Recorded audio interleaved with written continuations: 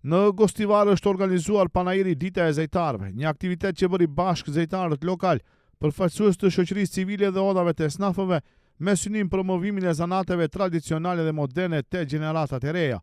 Lulzi Maziri nga Asociacioni për Iniciativa Demokratike, si organizatori i aktivitetit, deklaroi se qëllimi i panairit është të inkurajohen të rinjt që të shohin perspektivë punësimi në vendlinje dhe të parandalohet migrimi.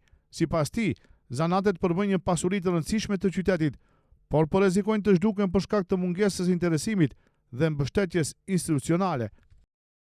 Qëllimi i organizimit të sotëm të panairit Dita e Zejtarëve është që t'i bindim të rinjt se ka edhe alternativa të tjera për punësim. Pra, ky aktivitet realizohet në kuadër të projektit Forcimi i të rinjve, nxitja e angazhimit qytetar dhe sipërmarrjes në rajonin e Pollogut, me qëllim që të parandalojmë migrimin e të rinjve, të krijojmë mundësi për angazhimin e tyre këtu në vendlindje, dhe si pasuri më e madhe e qytetit tonë, sigurisht që janë zanatet e ndryshme, të cilat vim duke i haruar, dhe kjo është një mundësi e mirë që ata të njihen, qytetarët të rinj të njihen me këto zanate, të bisedojnë me qytetarët që ende i ushtrojnë këto zanate. Ky aktivitet bëhet në kuadër të projekti, si që përmenda, në bashkëpunim me Qendrën për Edukim dhe Zhvillim nga Te Arsa Cedi, Asociacioni Instituti për Leadership dhe Politika Publike nga Tetova dhe Asociacioni Instituti për Ndryshim Social INSOC nga Tetova, me përkrahje të programit Civica Mobilitas financuar nga Ambasada Zvitrane këtu në Shkup. Po megjithatë, për këtë aktivitet kemi edhe tre partner tepër të rëndësishëm lokal, është Komuna e Gostivarit e cila na ka përkrahur, është Oda Rajonale e Zejtarëve Gostivar Kërçov dhe është Oda Rajonale e Blegtorëve këtu në Gostivar.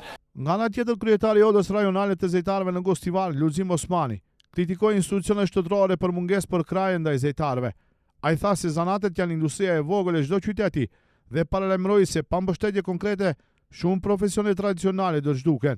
Unë mendoj se zejtarët janë një komune, janë një industri e vogël e një qyteti, një shteti. Nëse një shteti nuk i ndihmon zejtarët, domethënë janë zhdukje zejtarët. Domethënë duhet ndihmohen, ama s'na kuptojnë. Neve mandej pse na hikin jashtë, po hikin jashtë. Domethënë duhet zhvillohen zejtë e vjetra që duhet zhvillohen, domethënë.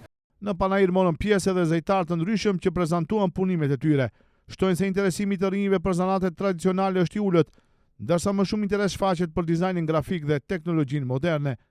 Ka disa tri që dizajnin grafike preferojnë dhe shohën se ka një prosperitet në këtë drejtim dhe synojnë të mësojnë, ka botë të rej që e duan dhe vinë të na dhe mësojnë. Zanati se ki zanat nuk ka fund edhe sot thosh se mund përkresh dhe thosh jem njëni ndër më të përsosur, nga se çdo njëni ka vizion, ka spektër më të gjerë e që dikush më ngush, por këtu duhet të ish atraktiv, kreativ, të pjellë mendja dhe reproduksioni nuk është në shprehje, por është ta zbulosh edhe të është një risi e re.